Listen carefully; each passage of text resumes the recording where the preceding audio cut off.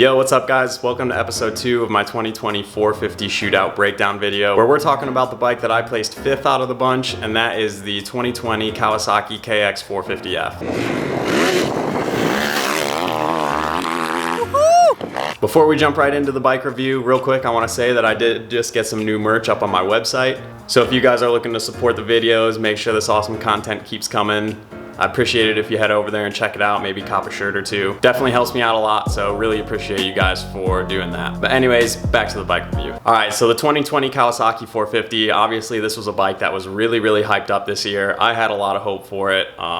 It's definitely been making some waves ever since they updated it to this new generation. Michael. And while I can see why a lot of people like it, a lot of the consumers out there, the bike just really missed a couple key features for me and a lot of the other test riders, which is why it didn't do so well in our shootout and I placed it so low. And I'll jump right into those, starting out with the cockpit and overall geometry setup. Pretty much all day we were riding this bike, we were all kind of like scratching our heads, like wondering who they had in mind when they were setting this bike up from the factory. At first glance, you can tell it's a little bit of a choppered style bike where the front end is higher and the rear end sags a little bit. So you're kind of thinking initially it's set up for someone a little bit smaller, which is totally cool. I respect that for sure.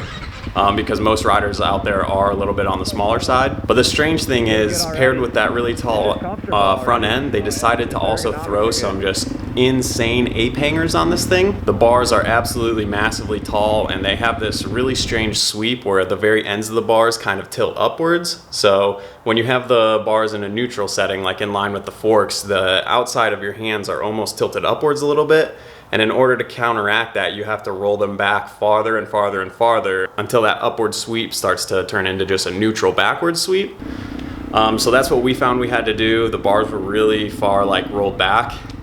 And obviously when you have a tall bar and you roll it back, it ends up putting you really far back on the bike. Especially me being 6'1", I already am pretty far off the back of a bike, and then paired with that choppered out rear end, I just felt like I was super far over the back of this thing, and it just felt like it was sacked out a lot of the time. And that's even coming from me where I run a pretty tall bend on my bikes, but the difference is the bike is leveled out and the bend has like a pretty neutral sweep, so I can run them further forward, and that actually helps me. But on this, it was definitely hurting me. On top of that, the fact that you're like further back on the bike, it just made it hard to weight the front end properly and get a good feel for the front end. So that was kind of something that we were all talking about.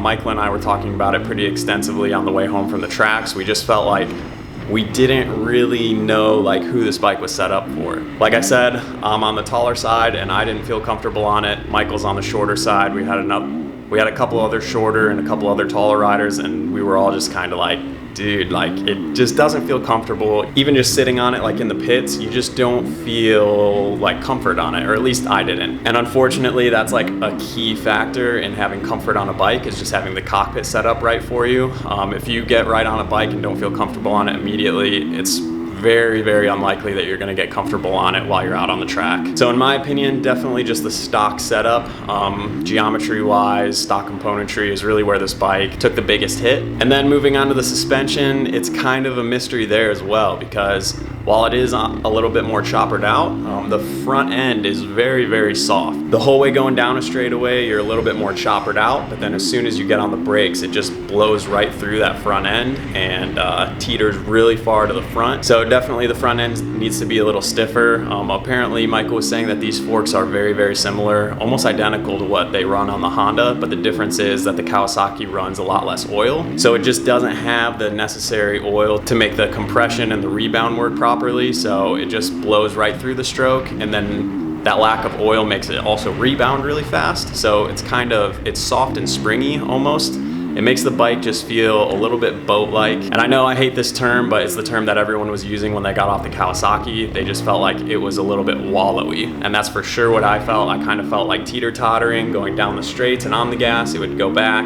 On the brakes, it would dive really hard and then just kind of rotate back and forth. There just wasn't a really good feeling of stiction to the ground. It just didn't feel very planted. It felt kind of loose and wallowy, and just wasn't a big fan of how it handled. And then paired with the awkward cockpit setup, it was just really hard to get comfortable on it. I kind of pride myself in my ability to jump on a complete stranger's bike and just get comfortable on it really fast, like 2 corners, and I feel like I've been riding the bike all day and I'm able to just lay down heaters right off the bat. And I said this last year when I rode my friend's 2019 Kawasaki 450 that was stock at the time. I just didn't feel like I could get comfortable on it as fast as a lot of the other bikes, and you know, my friends' bikes that I've ridden. It took me a really long time to get comfortable on it, and I don't think I ever really got that full comfort level that I feel on some other bikes. And it's really a shame that it comes that way from the factory, because it's really some pretty minuscule things that would be really easy to fix. And I think if this was a test where we were given a small budget to change things to our liking, like handlebars, spring rates, things like that, I think the bike would do a lot better. But you know, since this is a test where we're comparing the bike straight off the showroom floor in stock trim, all stock componentry, and that really kind of killed it for me and the other riders in this test. Dude, it's a little bit like soft and sluggish, kind of. It's like, it handles the bumps really well, like the really square edge stuff. Like you can hammer it coming out of those rough corners, but coming into the corners, dude, I feel like I'm just bouncing off the bottom of the stroke. The motor's okay, but it's definitely more like the Husky and KTM. It's like more of a revvy bike. It's not like really deep low. Like I said, it's a shame because I feel like this bike could be really great if you just made those minor detail changes. And I know like a big thing that people are doing right off the bat is just adding some oil to the forks. So if you're gonna go out and pick up this bike, I definitely recommend swapping out those bars, adding a little bit of oil to the forks if you're not planning on completely getting them revalved and everything. Try out adding a little bit of oil. I think that'll help it out a lot. And really just with those two changes, I think the bike would feel completely different. Another thing on the bars, it's the only bike that's using a bar with the crossbar on them. And in this day and age where the bikes are getting so technologically advanced, they have the traction control, the button for the ECU settings, the electric start, all that sort of thing. It really takes up a lot of space. And when you have that crossbar on there, there's like a fine limit to where you can put controls over. With the fat bars with no crossbar, you can really spread out the controls and kind of have them creep down into where they meet the bar mount, and you can fit other stuff like hand guards. And then for the brake levers, you have a lot of adjustment. Clutch levers, you can kind of move them to where you want. But since the Kawasaki was so crowded and it only had that limited amount of space, we just could not get the clutch lever far enough inwards on the bar. So I'm a guy that I just use my pointer finger for the clutch, and I was gripping it literally right where the pivot point was. So even though it had a hydro clutch, which was awesome by the way, the pull still felt insanely hard for me because I was grabbing it right at the pivot point where you have the least amount of leverage over it. Maybe if you use your middle finger or one of your other outer fingers, it wouldn't be as bad, but for me, just using my pointer finger, it was terrible. Like I said, for sure change the bars, get some fat bars, or get one of those buttons that combines some of those buttons into like one. Or I know they make some clutch perch bar mounts that have the buttons built into them, integrated into them. I think that would be huge. It would definitely help out the cockpit setup a lot. But anyways, moving on to the engine. The engine's really good. I think in the past, the Kawasaki's been known to be one of those hard-hitting, really fast, really powerful bikes. Like basically, if you wanted power, you should get a Kawasaki. It seems like they're kind of steering away from that, as most of the 450s are. They're kind of taming them down, giving them that higher rev limiter. Just making the power more manageable. It definitely feels like Kawasaki's doing that, and I'm a fan of it. The power definitely felt like it was middle of the range, better than the Suzuki and the Austrian bikes for sure, but not as aggressive as the Yamaha or the Honda, so right in the middle. It's got some good power, good delivery. I didn't find myself laboring to get over anything. Just had all the power that I needed to, but I wasn't trying to rip out of my hands or anything like that. Nothing super exciting to say about the power. It's just good power, really smooth, and the delivery is nice. And yeah, I had no complaints about the power really, other than the fact that I think it could use just a little bit more in my opinion. But for sure, definitely does feel fast out on the track. So yeah, no real complaints there, and I think that's where the Kawasaki probably shines. And that's probably why most people are raving about it so much. It's because I'm assuming the general consumer does swap out the bars for bars they like. They swap out their suspension or get it revalved and resprung for them, and then the power's good. So like I said in the beginning, I can see why a lot of people are raving over this bike, and in a test where we had a little bit of a budget to make some changes that we wanted to, I think the bike would do a lot better. It would definitely be competitive with the Austrian bikes. Still don't think I would get that comfort level that I feel on the Honda and Yamaha, but it would definitely do way better in my opinion if we had some little upgrades. One other thing I want to mention that I really like about the bike is it seems like they're taking into account all the different riders that are going to be riding this bike. While I feel like it's kind of set up strange right off the showroom floor, you do have adjustability with those two different foot peg mounting points, the bar mounting points front and backwards. just things like that. It's really cool. You're kind of able to tailor fit the chassis to you instead of having to go out and buy extra parts to make it the way that you want. That's definitely really cool to see, and they were the first ones to kind of do it, and now all the other brands are starting to do it too with the extra mounting points up front. So innovation's always really cool. Seems like Kawasaki's trying to jump on top of that and just make this a bike that's more user-friendly for all different sizes of riders. So definitely thumbs up in that department for sure. They just need to have someone talk them into changing up some of the stock settings, stiffening up that suspension a little bit, swapping out the bars. I think it would be a heck of a lot better bike. So just because I ranked it 5th doesn't mean that it can't be a good bike for you guys. Can't stress that enough. This is just comparing the bikes in stock form to each other. On that note, I am a professional racer and a taller guy, so if you want to hear some more opinions about the bike, head over to Michael Lindsay's channel where you can check out the full 450 shootout video. He's got it up there, and he also broke down each bike individually just like I'm doing, but he took into account all the different perspectives from all the test riders on the day, ranging from B-class riders, vet riders, tall riders, short riders, a whole bunch of different riders.